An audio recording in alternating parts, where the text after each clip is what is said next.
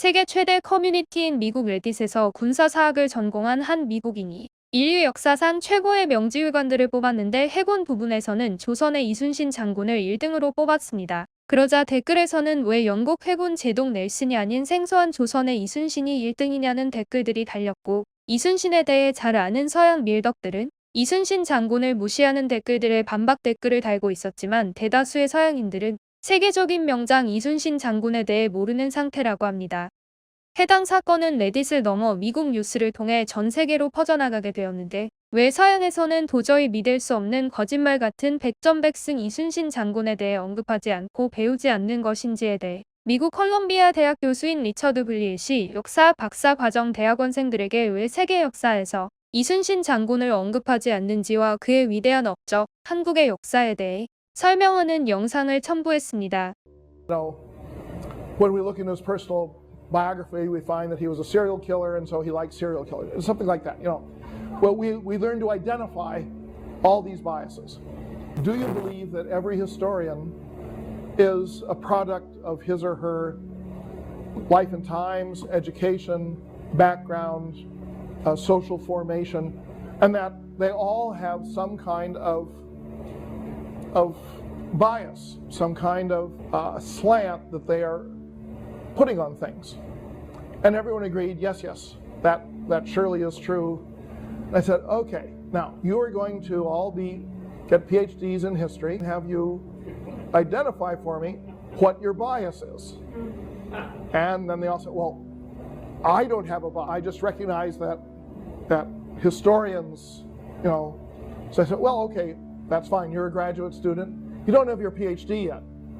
So when you get your degree, we will hand out your bias along with it, so that so you will know what your slant is, what your bias is, and so on. And maybe I provoked some thought in it, but the interesting thing was, when I did it for a second year and went around asking what the bias was, one student said exactly what his bias was. He was a Korean student, and he said, I am going to be a nationalist historian.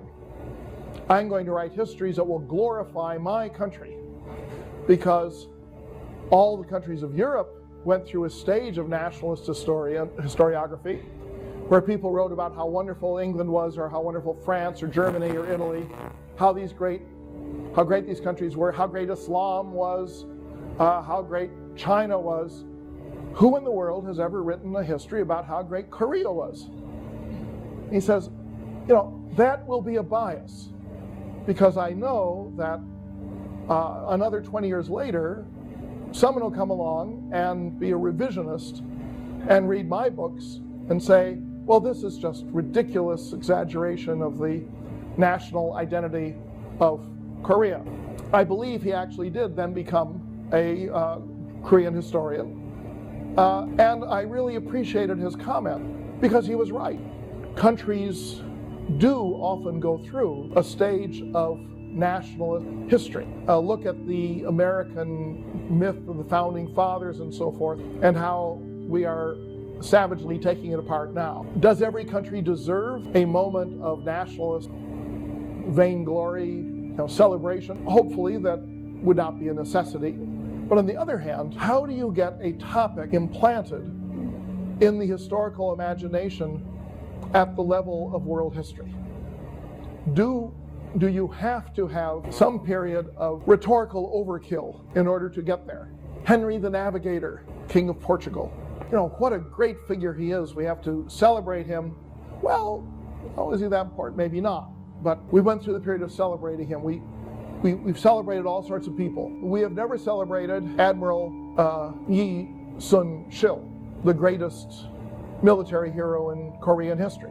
I was checking the other textbooks in the field a day or so ago. Not a single one mentions him, except ours, and we don't really say much about him.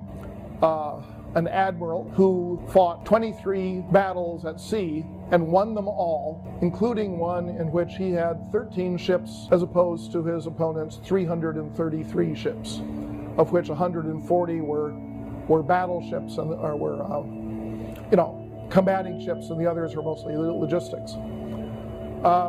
The Japanese, when they defeated Russia in a crucial battle in the Russo-Japanese War of 1905, the Japanese admiral declared that his Korean precursor was the greatest naval mind in history, and certainly comparable to Horatio Nelson, for example. And yet, no one has ever heard of him.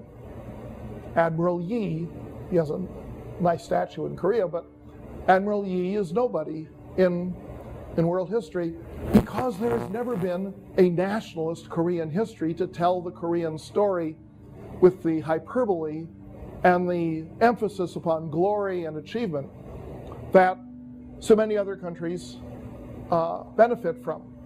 And they benefit from it because they make event or personalities into household terms. Like everybody knows who Robespiere is, or Henry VIII, or Martin Luther, or something. I mean, household terms, part of basic cultural literacy. That does not come about because there is an intrinsic and clear or even unspoken ranking of the importance of events, but rather because there has been a bias on the part of some historians to say certain events and certain individuals are vastly more important than others, and they usually do this in the context of a nationalist history. We mentioned that Hideyoshi would have liked to have conquered China. I would like to have conquered China. Oh, I really regret I didn't conquer China. I should have thought to conquer China.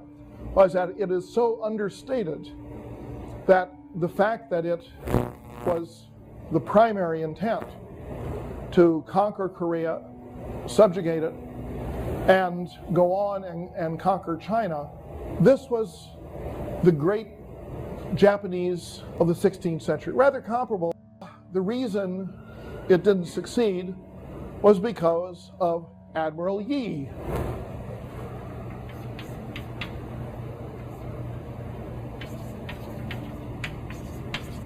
Admiral Yi became a commander of the Korean fleet, one of the commanders of the Korean fleet, and he destroyed every Japanese fleet he came across. The most phenomenal series of victories. And he made it impossible for Japan to conquer China because they could not resupply by sea. They could not carry their troops into China by sea. And he basically, Korea, every part of Korea was occupied by the Japanese. Brutally, murderously. It was one of these horrible occupations. Seoul, Pyongyang, Busan, all these cities came under Japanese occupation. The Korean military forces on land were totally incapable of fighting the Japanese. And the Korean military forces at sea won every engagement, but only if Admiral Yi was in command. There was another admiral whose name was also, unfortunately, Yi. This is Admiral Yi Il, who lost major engagements. This was just Yi Sun-shil, who was the successful admiral. 리처드 교수의 말은 서양 국가들이 자국을 중심으로 편향적인 역사서를 만들어 교육했기 때문에 많은 사람들이 이순신 같은 위대한 장군을 모르는 것이며, 미래의 역사학자가 될 사람들은 객관적인 역사서를 만들어 세계 역사를 교육해야 한다는 것입니다.